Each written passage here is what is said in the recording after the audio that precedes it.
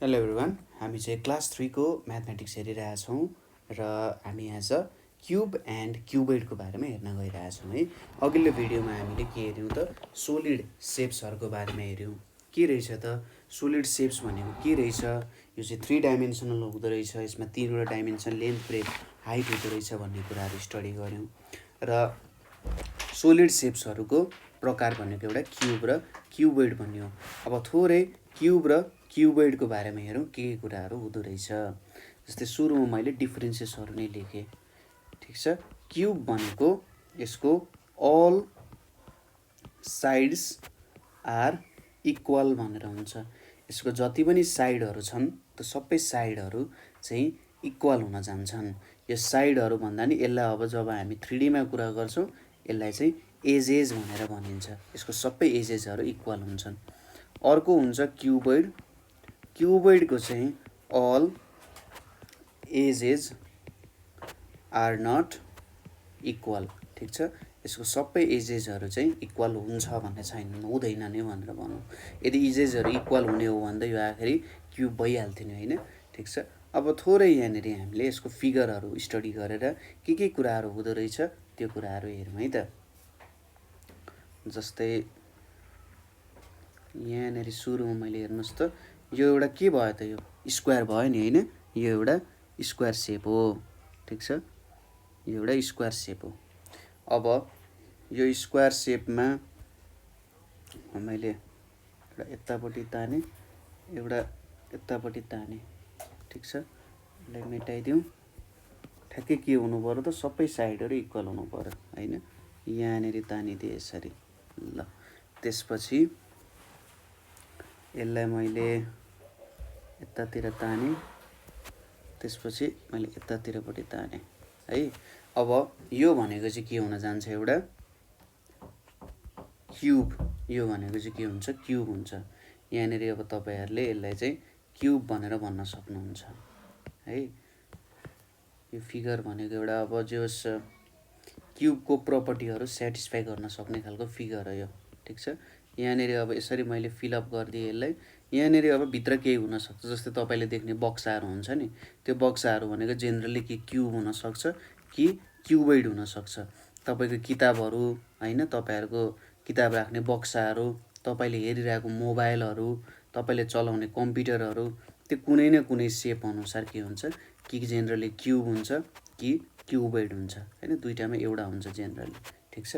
यो एउटा के भयो त, क्युब भयो। मैले यहाँनिर एउटा क्युब बनाएँ। अब जेनरली क्युबोइड भनेको कस्तो हुन्छ त हेरौँ। यहाँनिर यति बनाएँ मैले, यसलाई थोरै मैले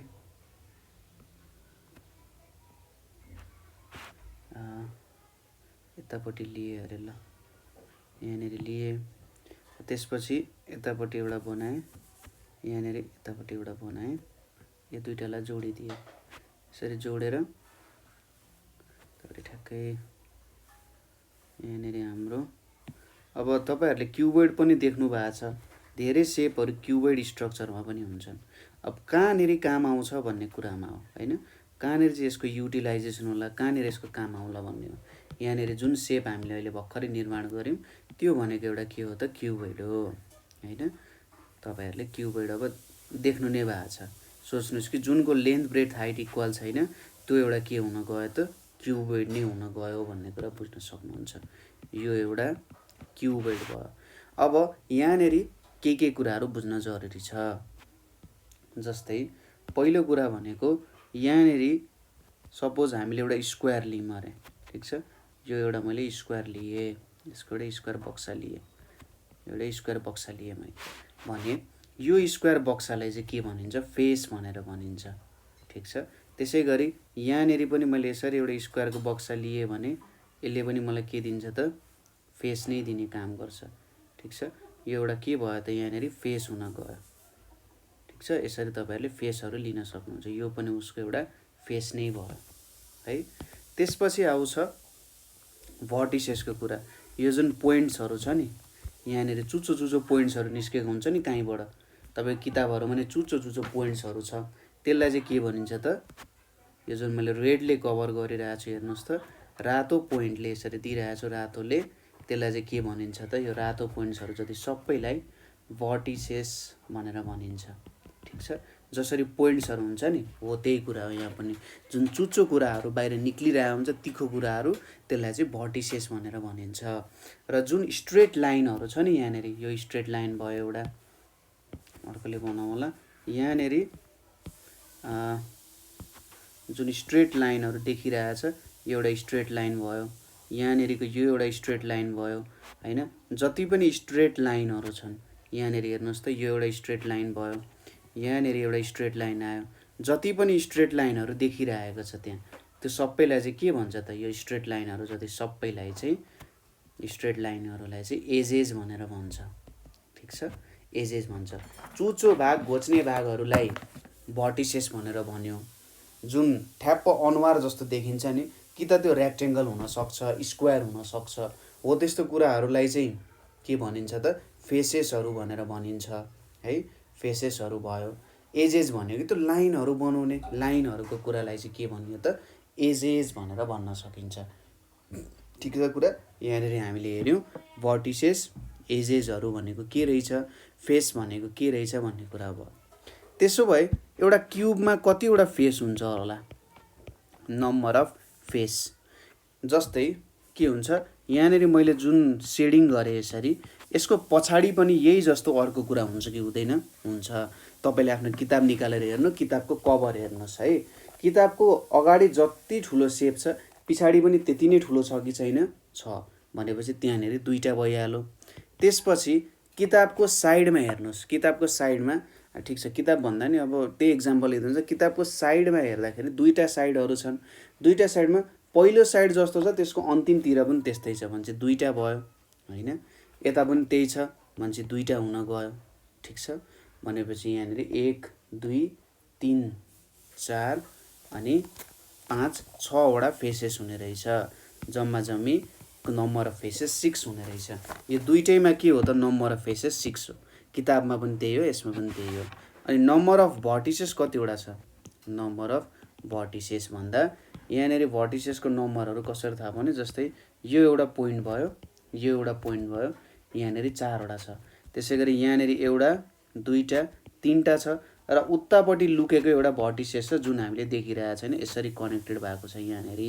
ठिक छ, यहाँनिर कनेक्टेड भएको छ, यहाँ पनि देखिया छैन तर यहाँ पनि के छ त, यसरी यहाँसम्म कनेक्टेड छ। ठिक छ, त्यसले चाहिँ के दियो त हामीलाई, भर्टिसेस दियो। जम्मा जम्मी कतिवटा भर्टिसेस हुँदो रहेछ त यहाँनिर 8 वटा चाहिँ भर्टिसेस हुँदो रहेछ।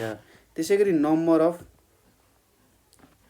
एजेस, अब कतिवटा स्ट्रेट लाइन हुन्छ होला त हेर्नुहोस् त, यहाँ गर्नुहोस्, एउटा दुईटा, अर्कोले गरौँ होला, यहाँनिर यो एउटा भयो, त्यसपछि यो दुईटा भयो, यो 3 वटा भयो, यो 4 वटा भयो, 5 6 अनि यो सहित 7 8 9 भयो, अनि यहाँनिर यतापट्टिको यो 10 भयो नदेखिको, यो 11 भयो र यसले गरेर कति हुने भयो, 12 हुने भयो।